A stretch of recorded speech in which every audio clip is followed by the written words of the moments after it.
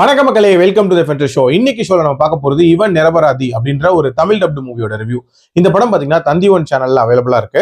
இந்த படம் ஒரு நிரபராதி தான் செய்யாத தப்புக்காக ஜெயில் தண்டனை அனுபவிச்சுட்டு இருக்காரு. ஸோ அவரோட வலியை மையமா வச்சு அமைக்கப்பட்ட படம் அப்படின்னே சொல்லலாம்.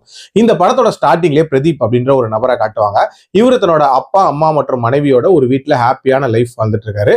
இவரோட ஏரியால இருக்கக்கூடிய மக்கள் கூட இவருக்கு நல்ல ஒரு ரேப்போ அப்படின்றது இருக்கும். இன்ஃபேக்ட் அந்த ஏரியா மக்களுமே பாத்தீங்கன்னா ரொம்ப ரொம்ப யுனைடடா அண்ட் ஒருத்தருக்கு ஒருத்தர் ஹெல்ப் பண்ணிக்கக்கூடிய ஒரு நேச்சரா இருக்காங்க அப்படின்னே சொல்லலாம். இப்படி ஹாப்பியா போயிட்டு இருக்க இவரோட லைஃப்ல திடீர்னு ஒரு சம்பவம் நடக்குது. அதாவது ஒரு சின்ன பொண்ணு உயிருக்கு போராடிட்டு இருக்கு.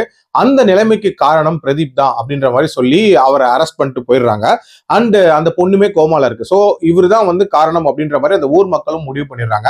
ஸோ இதுக்கப்புறம் இவரோட வாழ்க்கையில என்னென்ன மாதிரியான சம்பவங்கள் நடக்குது அண்ட் உண்மையிலே அந்த சின்ன பொண்ணுக்கு என்ன நடந்திருக்கும் அண்ட் டுவர்ட்ஸ் தென் இவரோட இன்னசென்ஸை ப்ரூவ் பண்ணாரா இல்லையா அப்படின்றத அந்த படத்தோட கதை. எனக்கு இந்த படத்துல பிடிச்ச விஷயம் அப்படின்றது அந்த வாழ்வியலை காட்டினது அப்படின்னு சொல்லலாம். அந்த ஊர் மக்களா இருக்கட்டும், பிரதீப்போட ஃபேமிலியா இருக்கட்டும், ரொம்ப ரொம்ப ஒரு ஹாப்பியான லைஃப் வாழ்றாங்க அப்படின்ற மாதிரி காட்டியிருப்பாங்க. அதுலயும் பிரதீப் அண்ட் அவரோட மனைவி அவங்க ரெண்டு பேருக்குள்ள இருக்கக்கூடிய அந்த பாண்டிங் சீன்ஸ் அப்படின்றது ரொம்ப ரொம்ப நீட்டா காட்டப்பட்டிருக்கும்.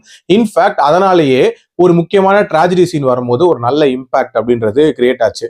ஆல்சோ இந்த படத்துல வந்து அந்த ஜெயில இவர் தண்டனை அனுபவிக்கும் போது அவரோட ஃபேமிலி என்ன மாதிரியான சேலஞ்சஸ் ஃபேஸ் பண்றாங்க அண்ட் டுவர்ட்ஸ் தென் பிரதீப் பேசக்கூடிய அந்த ஸ்பீச், இது எல்லாமே ரொம்ப ரொம்ப நீட்டா அமைக்கப்பட்டிருந்துச்சு. பட் இந்த படத்தோட மிகப்பெரிய பிரச்சனை என்னன்னா, இந்த படத்தோட ஆக்சுவல் கான்ஃபிளிக்ட் இருக்குல்ல, அந்த பொண்ணுக்கு நடக்கக்கூடிய சம்பவங்கள் அதை ஸ்டேஜ் பண்ண விதம் அப்படின்றது ரொம்ப ரொம்ப போரா இருந்துச்சு அப்படின்னே சொல்லலாம். இன்னும் கொஞ்சம் பெட்டரா, இன்னும் கொஞ்சம் சுவாரஸ்யமா ஸ்டேஜ் பண்ணியிருந்திருக்கலாம். அதே மாதிரி ஒரு சில இடத்துல எமோஷன்ஸ் அப்படின்றது ஒர்க் அவுட் ஆயிருந்தாலும் இந்த படத்துல நிறைய இடங்கள்ல ஒர்க் அவுட் ஆகிறதுக்கான ஸ்கோப் இருந்துச்சு. பட் அதை தவற விட்டுருந்தாங்க அப்படின்னே சொல்லலாம்.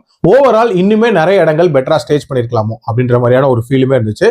என்ன பொறுத்த வரைக்கும் ஒன் டைம் வேணா பார்க்கலாம். என்னோட ரேட்டிங் இந்த படத்துக்கு 2.6 out of 5. அடல் கண்டென்ட்லாம் இல்ல, தாராளமா பார்க்கலாம். மீண்டும் அடுத்த விமர்சனத்தில் சந்திக்கிறேன். நன்றி, வணக்கம்.